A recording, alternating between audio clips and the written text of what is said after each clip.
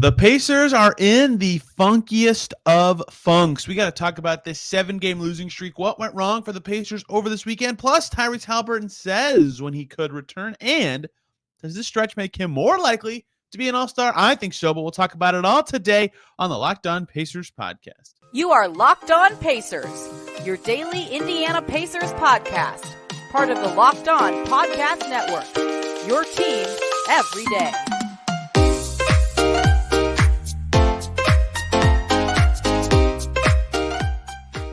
Welcome in to another edition of the Locked On Pacers podcast, where we, of course, talk about the Indiana Pacers. As always, my name's Tony East. I cover the team for Forbes and SI, and today we've got a lot to get into. Pacers, 7 losses in a row. They're 2 games under 500 for the first time since Halloween.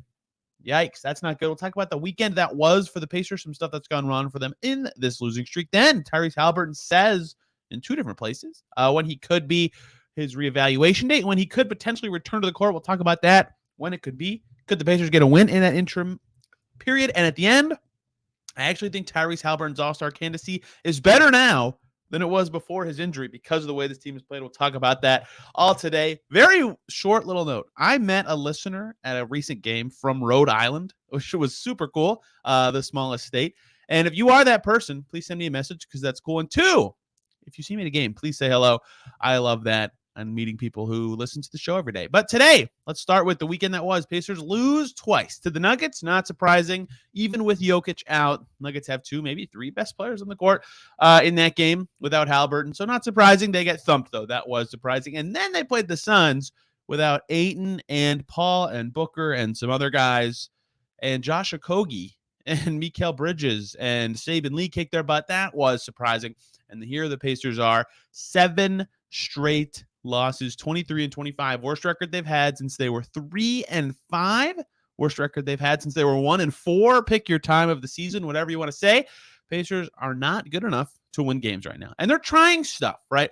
I talked about this in 2 different ways last week on last Thursday's show, talking about, their starting 5 isn't working. Do they need to make a change? And then talking on Friday's show about the Buddy Hield, Benedict Mathurin pairing. That duo is not maximizing either of them or the Pacers lineups. And the Pacers agreed after the way they played in OKC, and they switched to starting 5 in Denver. And they took Benedict Mathurin to the bench, and they moved O'Shea Brissett into the starting 5. That's what I thought was the right choice. That was not the right choice. That lineup did not do much better. It did help Mathurin. Mathurin did very well off the bench in that game. In fact, we'll talk about him as the segment progresses. He had a great weekend, but that did not help the starting 5. So I was wrong that would be the perfect solution, but it did help the bench and Mathurin. In a way, they still got thumped, right? That was not the solution. Then they try something new. O'Shea doesn't work. Let's try TJ McConnell, right? He's been maybe their best player in this stretch. Him and Turner have been competing.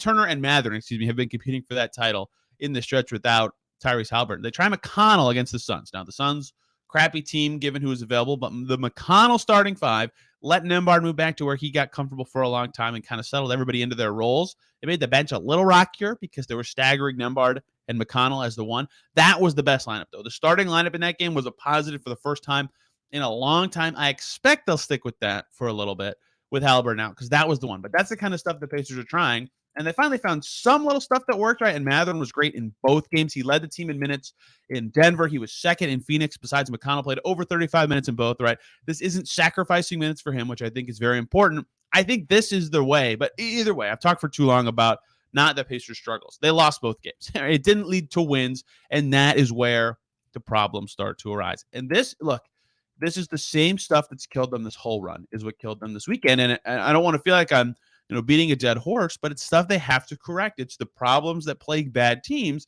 and the Pacers don't want to be a bad team right now. They would like to be good and bad, right? The Nuggets, the runs have been killer, right? 14-0 against Atlanta. Terrible second quarter against Memphis. Terrible fourth quarter against Milwaukee. Terrible 17-1 start against OKC. That's every quarter. They've covered the whole game. They've had their struggle in every quarter of a game at some point. Against Denver, that was the late first quarter, a 13-0 run by the Nuggets. They had a really big stretch then. And Phoenix had their own 10-0 run in the second quarter in a 5-point win. Like this stuff is just killing the Pacers. And it's seeming the fact that it's been in every quarter, at every impact level of game, right? It's not, I'll have to really dig into it to see if this is the case, but it doesn't feel like it's like a product of who is in the game, right? It's just something that's happening to this team is they can't be fully effective for 48 games, and it's really costing them. That was something that was a symptom for them again this weekend, right? And then some of their other issues were a little more split from game to game, right? One issue they've had dramatically over this losing streak, turnovers, right? Denver, you bet. There they were. The Nuggets just preyed on the Pacers with those turnovers. 21 turnovers for the Pacers, 16 steals for Denver. And this is something I've talked about a lot for this team during the losing streak. Tyrese Haliburton increases their effective field goal percentage when he's in the game by almost 6 or 7%. That's a huge jump. And without that, they don't have that. He's out. They have to have more possessions to make up for that efficiency decrease. Giving it up 21 times is less possessions, right? They cannot win that way. I feel like I'm beating a dead horse. They basically had the same number of possessions as them. Like you can't, even with 16 offensive rebounds, I guess they ended up maybe with a few more possessions. They still got thumped, right? They need to take better care of the ball. The other issue that they've had a lot recently that showed up in Denver, lack of shooting. 8 for 32 from deep, 25% from long range. A lot of their worst three-point shooting games of the season have come on this losing streak. Making shots is better than not, but it's clear that they are lacking the creation ability to get good threes on a game-to-game basis.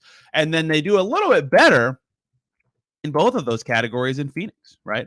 Cut the turnovers down to 14, I want to say. 15, 14 was the exact number.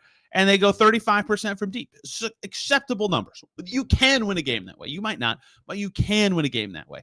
But they shot under 40% from the field again, 37.5%. They were miserable on two-pointers, right? They were 23 for 59 on twos in this game. That's awful. That's atrocious. That's been a problem for them on the streak. That's under 40% now. The Pacers have shot under 40% 6 times in a game this season. They're 0 for 6 in those games. 3 of those 6 have come on this current losing streak. Got to put the ball in the basket. Duh. That's the simplest level of what you can talk about with a team. You have to make shots to win, and they're not. Duh. That's obvious. The other thing that was poor in Phoenix, fouls. They have fouled more than 26 times in a game, 6 times this season. They're 0-6 in those games. They had 29 fouls. 29 fouls against the lowly Phoenix Suns. Like, if you look who's available for that group, you'd be stunned that they got 35 free throw attempts up. They didn't even shoot that well from the line, but that's insane that they were able to get that many attempts up. And that has also been a problem popping up for the Pacers more recently, more defensive breakdowns. These are the things that have killed this team basically the entire time Haliburton's been out in some way. They cannot put together a game where they shake all these demons at once. And that's hard when you're at a talent deficit, but I don't think they've had a game. In fact, they haven't over this losing streak where they do well in the possession battle and shoot well from deep and manage their turnovers, right? That's hard to do without talent, right? But you've got to go better than 0 for 7. You got to go 1 for 7 or 2 for 7, right? They were close to doing that against Milwaukee, and they almost won that game. They were winning in the fourth quarter against the Bucks. And in that game, they were 19 for 40 from deep. They had 15 turnovers, and the Bucks only had 13. That was actually part of the problem. They lost it, but 15 is pretty good. And they were managing okay on the glass. That was close. That's the closest they've been. The Hawks game, they did pretty well in a lot of those categories too, and they lost that one at the very last second, right? They were right there to have a shot at that one, and that was their first game of this. They were still figuring stuff out. The Hawks did not play that well, but the Pacers in that game, 12 turnovers and 19 offensive rebounds. They did a great job with the possession battle. They did pretty well on their two-pointers. They defended pretty well, but they shot awful, right? They have not had a game where they put together all of those things, where they shoot well from deep and they take care of the ball and they have good possessions. Even if they defend poorly, that'll at least keep them in the game. And the 2 games they've been the best at it, they were closer to wins. They were okay at that stuff against Phoenix, but not quite good enough. And so they've got to get down to some simple basketball, right? Some simple spread, pick and roll kind of stuff. The ways that to get guys open, to get guys heading to the rim, because they're not getting to the rim. They're not creating good shots. And this Pacers team right now just sort of stinks. Not even sort of. 7 losses in a row is completely brutal. Their whole season's been flipped on its head. The outlook for the team has changed. Their immediate plans might have honestly changed, given how poorly they've played in the absence of their star. Look, most teams would play worse without them, but it's been a very dramatic shift. Matherin's been good. His weekend was extremely solid, to his credit. 19 against Denver and 23. I want to say against Phoenix, I had these numbers up, and I literally just closed them for some reason, like an idiot, but whatever. McConnell's been great. He had his 3rd career triple-double Saturday night, and Turner's had mostly good games, although a couple ones in there. Everybody else, pretty much, to me, needs to be better, right? Needs to make more shots, make more plays, give more effort, all of the above, right? Everybody needs to find more of a niche because Haliburton's out and he will continue to be for at least a little longer, but there is more clarity on that. Tyrese Haliburton did speak about when he could potentially return to the court in 2 different settings. We'll break down everything he said in both of them, when he could be back for this Pacers team, and they need him as soon as possible to get some wins. Before we talk about Tyrese Haliburton's potential return date, though, let me tell you guys about PrizePicks. Tonight, you could take, for example, Luka Doncic to score more than 30.5 points or LeBron to have more than 7.5 rebounds. That is the entire premise of PrizePicks. You pick 2 to 6 players, and if they'll score more or less than the PrizePicks projection on a certain set, you can up to 25 times your money on any entry. It's not you versus other people. It's just you versus their projections. That's what I like about it. It's you versus a computer. You can't get out researched. It's just your research versus PrizePicks, or your gut versus PrizePicks. They've got NBA, NFL, MLB, NHL, PGA, college sports, you name it, they got it. You can make your entries in a minute or less. It's safe. They've got fast withdrawals. It's operational in over 30 states and Canada. It's awesome. Download the PrizePicks app today or go to prizepicks.com. Sign up and play daily fantasy sports. First-time users can receive a 100% instant deposit match up to $100 with the promo code Locked On. If you deposit 100, PrizePicks will give you 100. You deposit 50, PrizePicks will give you 50. You get the idea, but you've got to use the promo code Locked On and sign up for an instant deposit match up to $100. PrizePicks, daily fantasy made easy. Thank you, as always, for making Locked On Pacers your first listen today and every single day. For your second listen, try Locked On Suns. That team is not playing well without a lot of their best players, but has won a couple games in a row, recovering a little bit. Brendan Clean will break down the Suns, who are still hoping to contend despite really sucking since the start of December.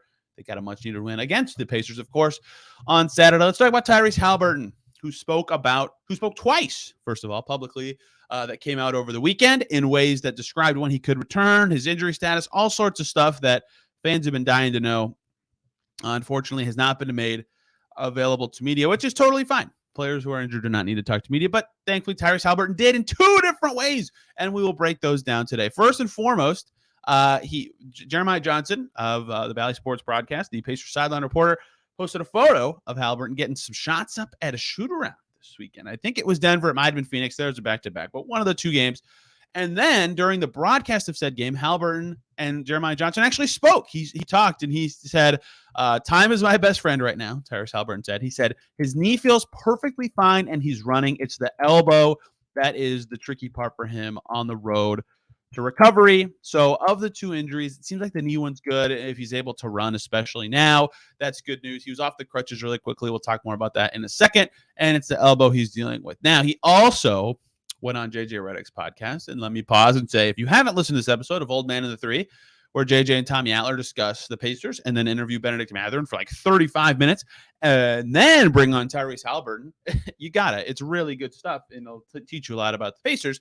But also Tyrese Haliburton talked a little longer in that one about his status, his timeline, all sorts of stuff. And JJ, as a former player who played for a long time, played for a lot of good teams, played with a ton of stars, he's really good at asking these questions, and he knows, how to set them up in a way that gets guys to talk a lot about basketball and themselves and injuries. And so he just asked for an injury update, and I'll read the quote verbatim. Tyrese Haliburton said, "I hurt my elbow. I hurt my knee, probably doing too much. That's why that happened. It usually happens that way." And then he said, "Reevaluated at the end of the month, starting to get stronger every day, feeling better every day, got my second opinion, so things are going well." And then he talked about a potential return timeline, and Haliburton said, "Hopefully at the end of the month, hopefully in the next 11 to 12 days, I feel better and can get back to start February.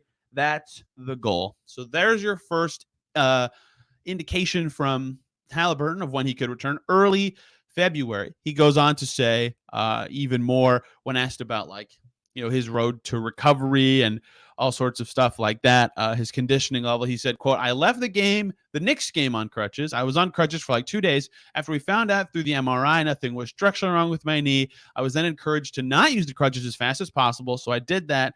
I haven't used crutches since then." And I saw him at the Atlanta game 2 days after that Knicks game, and he was already off the crutches then. So that's an encouraging sign for that recovery.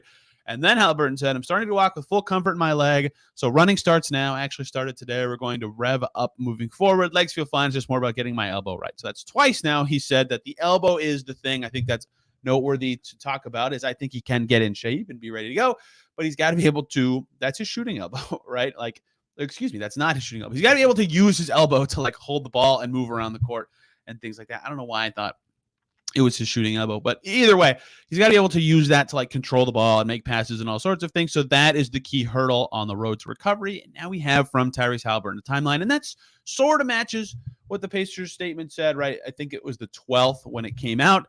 They said 2 weeks till re-evaluation. That would be this coming Thursday, the 26th. And re-evaluation does not mean he's going to return then. That means he's going to be re-evaluated on that date. They play the very following day against the Bucks. Right. So unlikely then. And then maybe look at the very most optimistic person could say maybe he could return the 29th in Memphis. But if he's hoping for early February, like per his own admission, it seems like that they have this home stretch in early February. He said get back to start February, right? Where they play the Lakers and then the Kings and then the Cavs all at home. That's February 2nd, 3rd, and 5th. It seems like, given what he said, that could be a timeline to look at as potentially this is where it could be. That is a total guess from me. That is not being told to me by anybody. That is a complete guess. But given what he said, given what some of the research behind the timeline of these injuries suggests, that is a timeline that makes sense. Also considering, one, they play his former team, and two, they play the Lakers. They get some home games. That's an encouraging time for some of these guys to get back on the floor and battle again. So that makes sense. And there's another factor that makes that a good time is the Pacers play 4 games this week. They play Tuesday at home against Chicago, Wednesday on the road in Orlando, Friday at home against the Bucks, and Sunday in Memphis. And then they have 3 full days off. They have Monday off, Tuesday off, and Wednesday off before those 3 home games. So if he's out this week, he really gets like 11 more days to recover. And yes, those 4 games are still the 4 games, but that extra added time could be helpful for whatever he has to deal with. If it's pain management, if it's conditioning, if it's whatever. You get 3 extra days depending on what happens with the reevaluation. So that schedule buffer, they don't play that Monday, they don't play that Tuesday, which is typically days that teams play. That's huge for them in this process. So they still had a heavy-ish schedule with him out. Like they already played 1 back-to-back. They have another one coming right up. But that gap could be helpful in terms of getting him back on the floor, and is still noteworthy to watch with the games coming up. And that big gap, I think, indicates that estimate I had could be a time that makes sense. And I'd imagine in general he plays again before the AllStar break.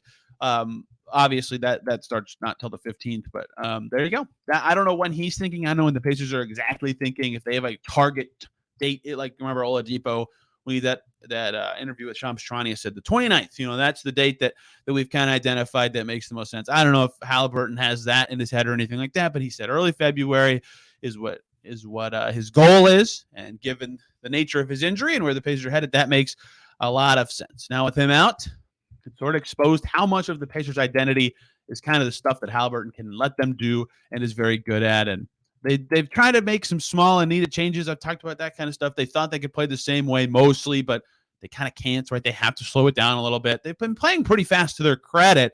They actually have a pretty high pace in their last 7 games, but hasn't always worked. Their offense has been pretty abysmal, honestly, in the stretch. They've had to play a little differently. They have to do a little bit of other stuff, as I've discussed, but it's a lot. It's a lot of changes. So the sooner he's back, the better. And that 3-game homestand feels like a good opportunity for the Pacers to get their guy back and potentially get some wins again, because this team is desperate for some wins and to stay in the hunt. Remember, if you listen to the show, the day after the injury, I said the key thing might not necessarily be how well the Pacers do, although them losing at literally every game without him obviously is significant. But I also said keep an eye on the Knicks. Keep an eye on these teams near the top of the plane. If the Pacers can't reach the playoffs, that's when things become problematic. The Heat have now ascended to 6 because the Knicks have lost 4 in a row, and the Hawks have lost their most recent game. So the Pacers are only 2 out of 7. They're only 3 out of 6. They're not like totally buried, but the sooner they get Haliburton back, certainly the better if they would like to ascend into that tier of teams, obviously. Like that is a big deal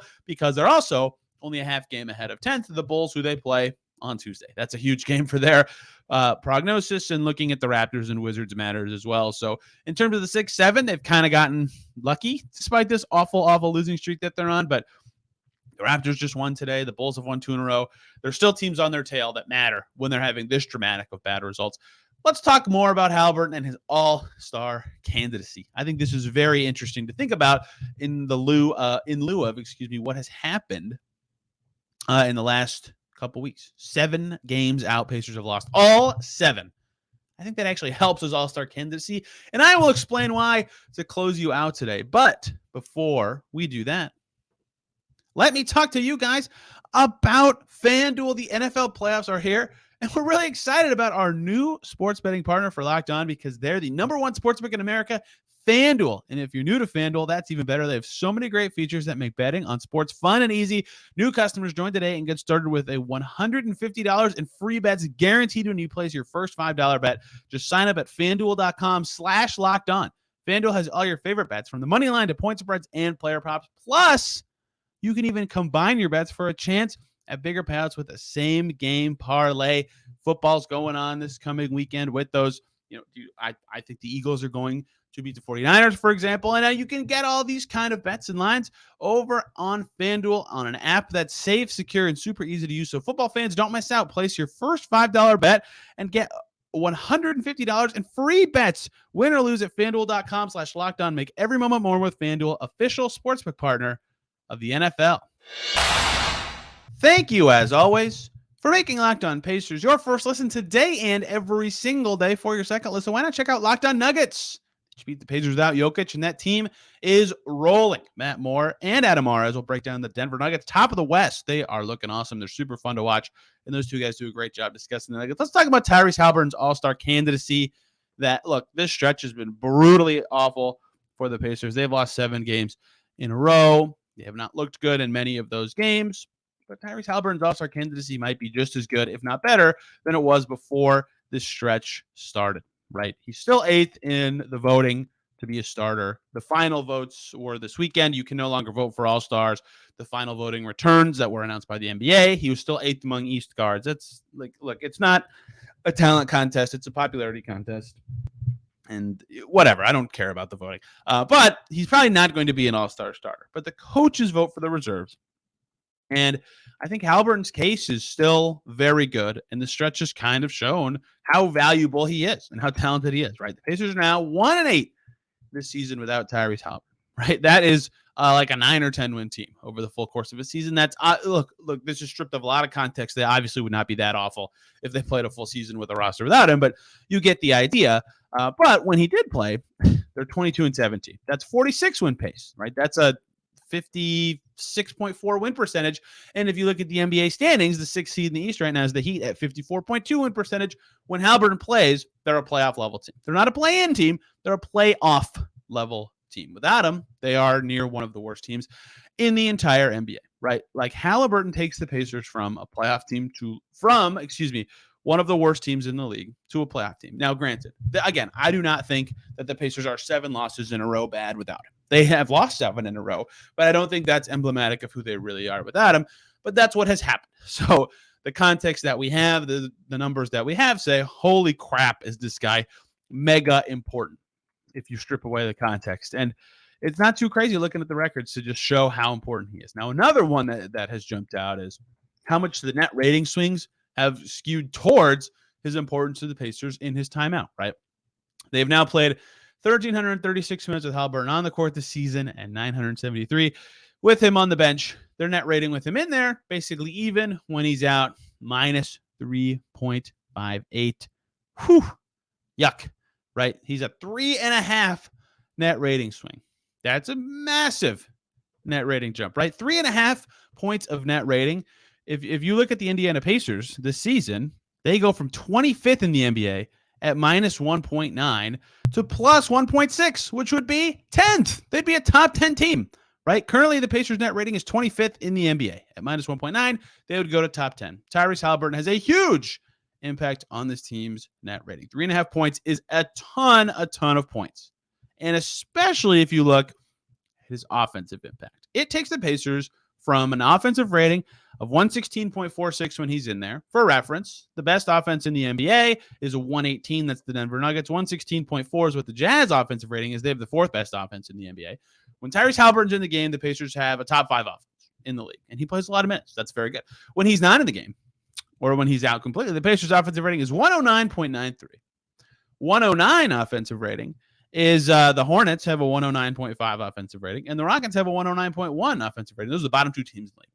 Tyrese Haliburton takes the Pacers from the 4th best offense to the 29th best offense. His impact on offense brings him up 25 points. Now, defensively, yes, he is currently a negative on-off impact guy on that end, taking them from one of the worst defensive teams to about an average one when he's out. But his impact is still massively positive, especially because of that offensive jump. He is so important to the Pacers, and it changes so much for their opponent. The way they have to defend it, the amount of effort they have to put in on defense influences how much they can play offense. Thinking about the way they have to play fast all the time uses brain capacity that matters over the course of the game. Like Zach Lowe talked about this, and I always thought about it with Russell Westbrook. It's like when he was at his peak athleticism and just coming at you every possession. If you're the defender, you got to think about that. Oh, crap. Here he comes again. Here he comes again. Here he comes again. Like that takes a toll on your performance. It's like Haliburton coming fast and throwing the ball in the second it goes out of bounds and playing in transition. You got to be thinking the whole time you're in. That's just so taxing for an NBA defender. Tyrese Haliburton has that impact. Look, he finished 8th in voting. He's not going to be a starter. Like it's just very hard at that level to get to a starter. You're just ranked too low, especially when the guys in front of you are guys that likely have a good chance to be all-stars anyway. They have a big boost over you. Kyrie, Jaylen Brown, Donovan Mitchell, James Harden, Trae Young, whatever. Those guys, however they get cut up into the mix, like they have an advantage there. So I don't think he's going to be a starter. There's almost no way. But I think, look, I don't have a vote in any of the media part. I'm not a coach, obviously, so I have no say in who's named reserve and who isn't. But I feel like his case should be stronger now than it was before he was hurt. Just seeing how the Pacers have struggled with him out, it seems like oh my gosh, this guy's so good that he has really elevated this basketball team. And Rick Carlisle's called him a basketball genius. Trevelyan Quee told me he thinks he's an all-star. Like a lot of Pacers players think that way, but those are the ones I've got on the record. Like, who are the locks as East all-star guards? Donovan Mitchell, for sure. Has Kyrie played enough? Is Jaylen Brown's a lock? Like, is Trae Young going to be a lock? Is DeMar DeRozan, James Harden, Tyrese Haliburton? Like, that's the mix for the spots. And you could argue Haliburton's been better than a couple or not all of those guys. To me, he's a lock to be an all-star, and the stretch has sort of cemented it. But we'll see how the coaches, the media, the fans, and the players' votes all end up tying together. But I think he should still get in. We'll find out in early February when reserves are named. We could find out, I guess, if he's a starter, but I don't think he will be if he's an all-star or not. But I think this stretch has really cemented how important he is to the Pacers and how big those chasms are in their rating when he's in and when he isn't. They need him back. And hopefully, like he said, that can happen in early February. In the meantime, we'll continue to cover this Pacers team without him. Tomorrow, one segment on something a lot of people have asked me. Should this stretch change the Pacers trade deadline plans? Then Pat, the designer from Locked On Bulls, will join to preview Pacers Bulls and talk team building, all the fun stuff we do when another Locked On host or someone who covers another team joins the show. We'll talk Pacers Bulls on Wednesday's show and preview the Magic. We'll talk Pacers Magic. We'll preview the Bucks later this week. Lots of fun stuff coming as the Pacers progress through their season. Hope you all had a great weekend. You can follow me on Twitter at TEastNBA and the show at Locked On Pacers, here for you every day here on the Locked On Podcast Network, your team every day. Hope you had a fantastic weekend today. We'll see you tomorrow.